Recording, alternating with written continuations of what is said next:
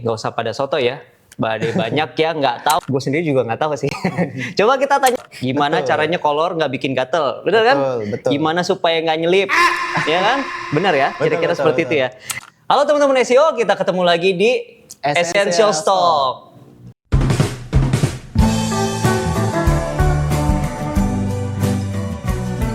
Di mana kita bakal bahas lebih dalam lagi soal SEO. Nah, kebetulan biasanya kita akan bahas lebih dalam dari webinar kita sebelumnya nih. Jadi webinar sebelumnya kita memang bahas soal traditional SEO versus AI search. Jadi sebenarnya di zaman AI search ini si traditional SEO itu masih eksis gak sih? Soalnya kadang-kadang banyak pertanyaan kayak gitu, jangan-jangan gara-gara udah AI search nih traditional SEO udah ditinggalin nih. Kita coba kulik lagi ya. Kita udah bahas di webinar, kalau kalian mau tahu lebih lanjut bisa cek Instagram kita. Nah, tiap bulan, di akhir bulan kita selalu mengadakan free webinar guys. Jadi jangan sampai ketinggalan. Dan di minggu berikutnya kita akan ngelakuin Essential Stock seperti ini supaya kita bisa gali lebih dalam lagi dari webinar kita sebelumnya. Kenalin dulu di samping saya sendiri nih, samping gua ada gua aja ya daripada saya kayak kaku. Samping gua ada Putra itu SEO spesialis kita, agak diem orangnya memang, tapi jago kok. Oke, kita langsung kulik aja ya, Put ya. Boleh. Nah, kemarin ada beberapa pertanyaan dari teman-teman yang belum kejawab. Contoh nih, nomor 1 ya, kita coba. Apakah traditional SEO itu masih relevan di era AI search? Nah, ini pertanyaan dari judulnya sendiri udah seperti itu ya, tapi mungkin kita tanya overview-nya aja dari Putra sendiri. Jadi traditional SEO itu sebenarnya masih relevan nggak tuh di AI search? Jadi kalau dibilang masih relevan atau enggak, ini sebenarnya masih ya Pak. Karena memang SEO tradisional itu adalah fondasi untuk AI search. Jadi website yang cepat, website yang kontennya jelas, itu menjadi dasar gitu ya, atau sumber referensi untuk jawaban di AI. Karena itu, kalau dibilang masih relevan atau tidak, itu masih sangat relevan.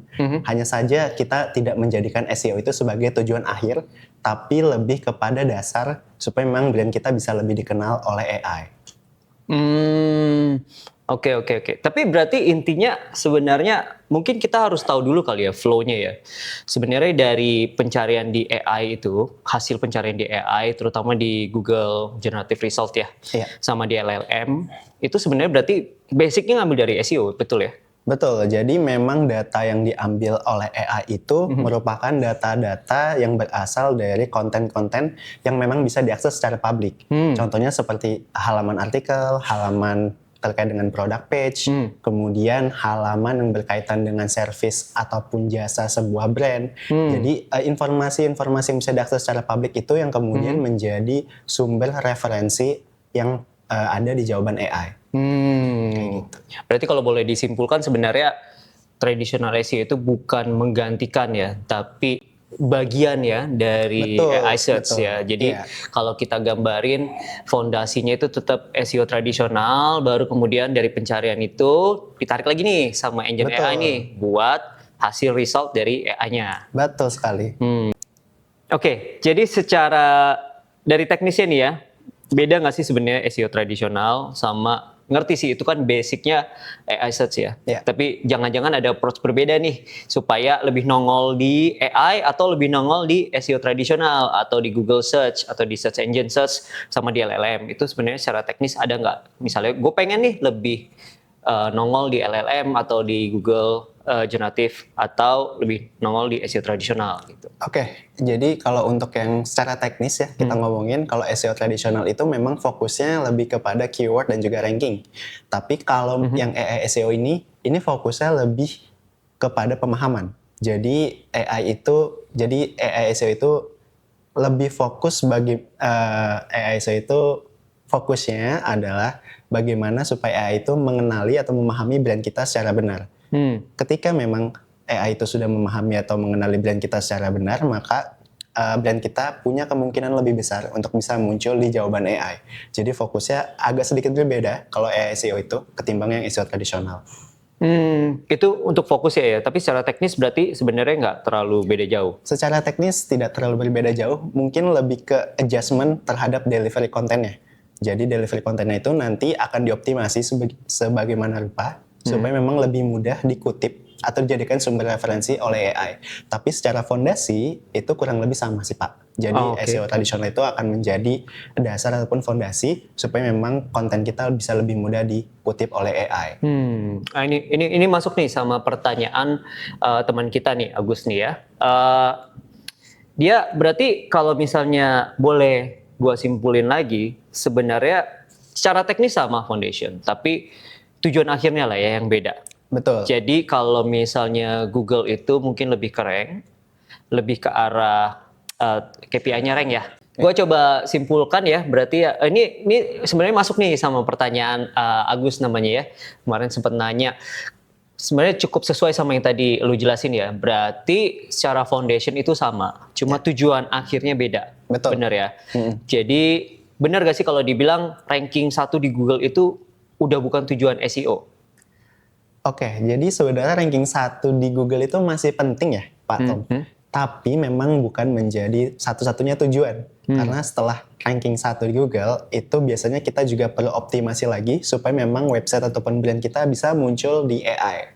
Jadi ranking 1 di Google itu menjadi tahap awal ibaratnya. Kemudian setelah itu kita optimasi lagi supaya memang brand kita bisa muncul di AI. Kurang lebih kayak gitu sih. Jadi bukan tujuan satu-satunya ataupun tujuan akhir, tapi memang sebuah proses ya, sebuah proses supaya memang AI itu mengenali brand atau memahami brand kita. Kurang lebih kayak gitu.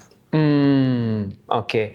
Jadi kalau misalnya dari sisi bisnis sih kalau gua sendiri ngelihatnya ya, atau coba koreksi ya.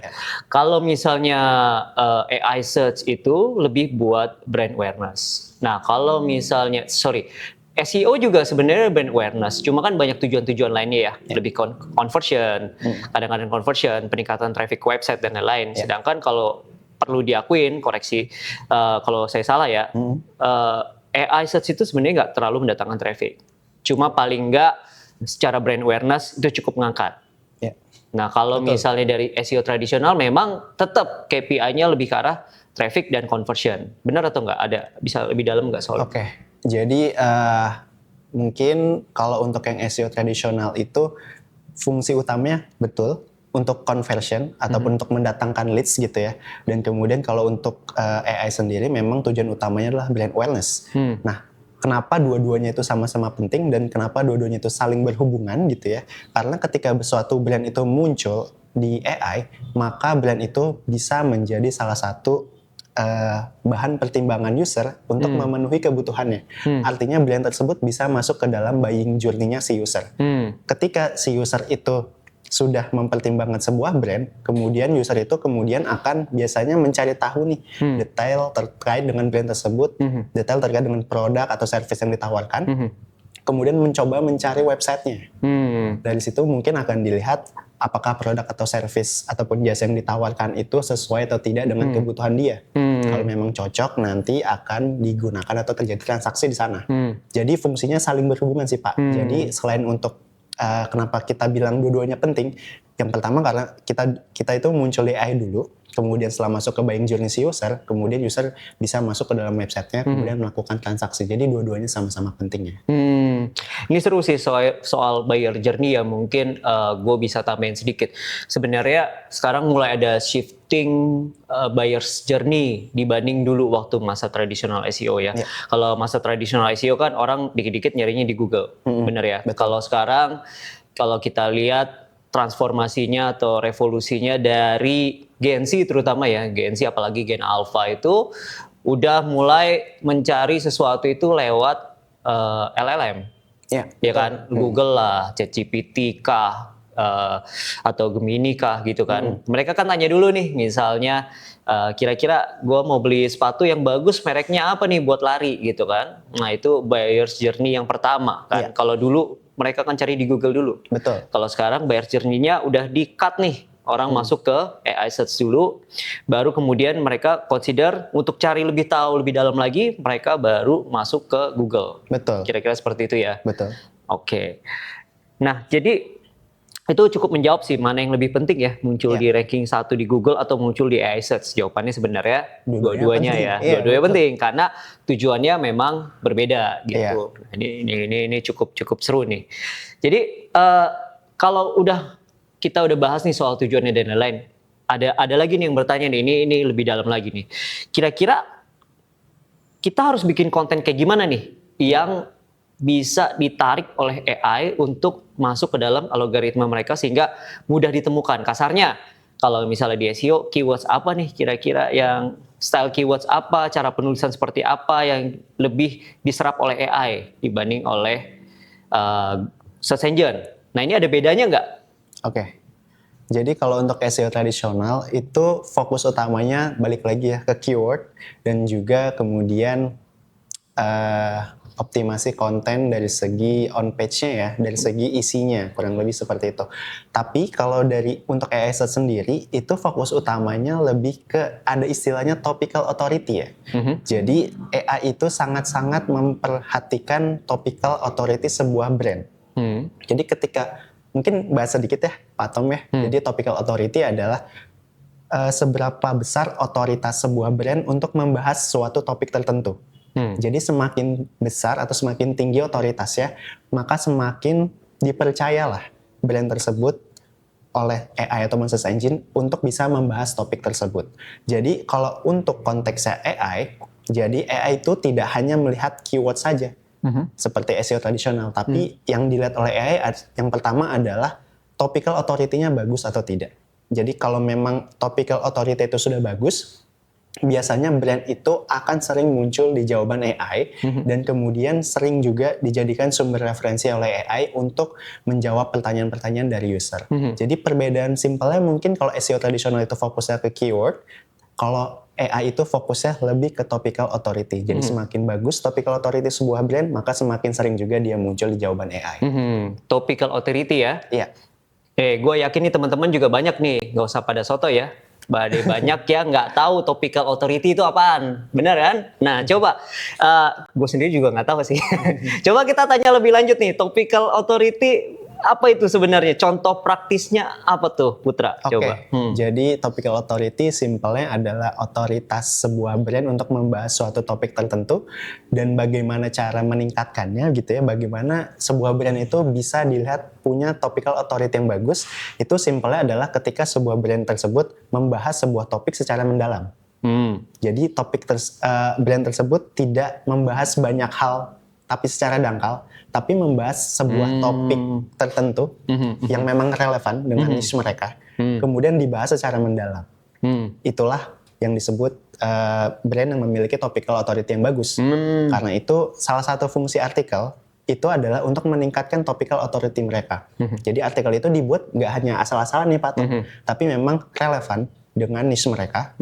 Sehingga artikel-artikel tersebut bisa meningkatkan topical authority mereka dan akhirnya search engine ataupun AI melihat brand tersebut memiliki topical authority yang bagus sehingga bisa muncul di rank yang lebih tinggi ataupun lebih sering muncul di jawaban AI. Arahnya ke sana. Contoh. Berarti kalau misalnya gue punya bisnis kolor nih, berarti gue punya konten itu membahas semuanya soal kolor. Gimana caranya kolor nggak bikin gatel, benar kan? Betul. Gimana supaya nggak nyelip, ya kan? Benar ya? Kira-kira seperti itu ya. Betul. Jadi ketika Google melihat, wah nih orang spesialis banget nih ngomongin kolor doang nih, sampai sedalam-dalam itu, ya kan? Nggak termasuk isinya ya, kolornya aja.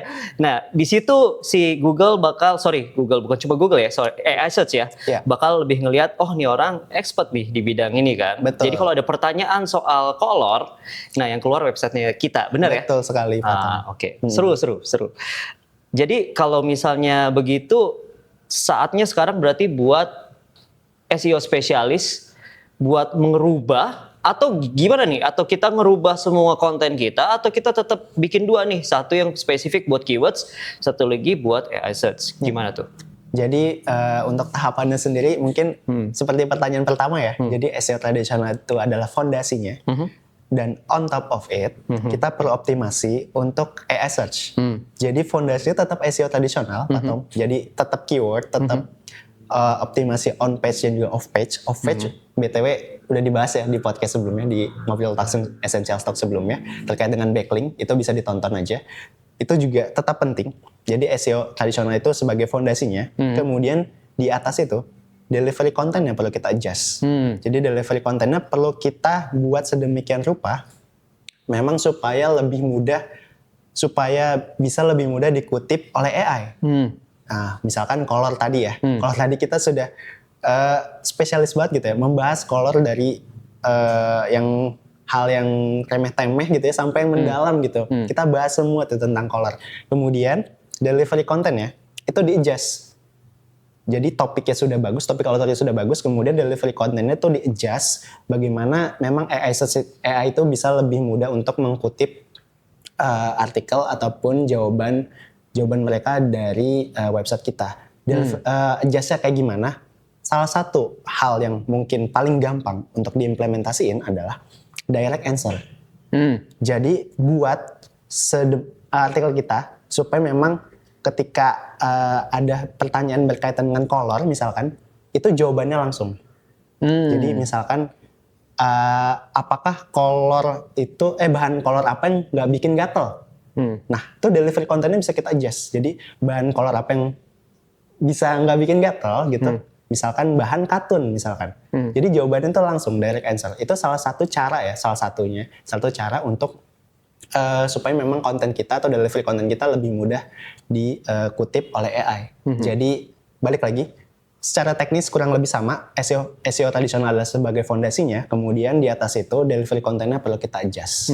Tapi berarti walaupun direct answer, di bawahnya juga tetap ada detail kontennya. Betul, ya. Jadi nggak cuma sekedar kita ngisi, oh ya udah ini artikelnya cuma satu kalimat doang, enggak ya, tetap konten full ya. Betul. Cuma jawabannya kita memang lebih dahulukan di atas sebagai yang utama ya. Betul. Jadi memang formatnya direct answer dan explain later. Oke. Jadi untuk detailnya, untuk data-data yang mendukung si jawaban tadi itu dijelaskan belakangan, tapi tetap di kalimat pertama ataupun kedua itu langsung jawaban terkait dengan pertanyaan si user. Ini keren nih, harus dikutip ya. Nanti dikutip Putra gitu. Direct answer, explain later. Betul ya? Seperti itu ya. Nah, ini sebenarnya mungkin bisa disumsap buat AI search itu gimana caranya kita eksekusi artikel kita. Kasarnya begitu ya. Menarik. Oke, sebenarnya sih overall kayaknya lebih ke arah sana sih pembahasannya ya. Tapi kita pengen juga teman-teman lebih aktif kalau misalnya ada pertanyaan-pertanyaan soal AI search dan bagaimana cara kita secara efektif muncul di AI search. Ingat ya, AI search dan SEO itu dua hal yang berbeda. Berarti effort kita juga lebih banyak sebenarnya ya. Jadi buat teman-teman SEO, lu bisa jual lebih mahal. Dan buat customer jangan banyak minta diskon. Kalau misalnya calon klien nih sekarang yang lagi nonton, kalian udah punya, kita mau nongol di AI search juga nih, tapi di SEO tradisional juga. Kan sama nih kerjanya, ternyata enggak ya guys. Jadi nyata itu dua hal yang berbeda, effortnya juga akan lebih banyak. Betul ya? Betul. Jadi itu yang kita coba bantu teman-teman di sini, sekaligus bantu SEO industri secara general ya di Indonesia supaya kita lebih bisa loncat ke arah sana gitu. Oke, kayaknya itu aja ya untuk sekarang ya. Kayaknya itu cukup menjelaskan. Semoga sih kalau misalnya again teman-teman ada pertanyaan lain boleh tinggalin di kolom komentar di bawah. Ikut deh webinar kita, cukup berguna kok. Tapi kalau misalnya mau lebih dalam lagi silahkan. Kalau ada request topik-topik lain yang mau dibahas boleh ditinggalin di kolom komentar. Mampir juga ke website kita essentials.id. Ya, oke. Thank you, mungkin waktu kita segitu aja hari ini. Kita akan ketemu lagi di next Essentials Talk ya. Masih bersama Putra di sini, saya sendiri Tommy. Kita sign out dulu. Thank you banget waktunya guys. Sampai jumpa lagi. Ya. Terima kasih. Thank you.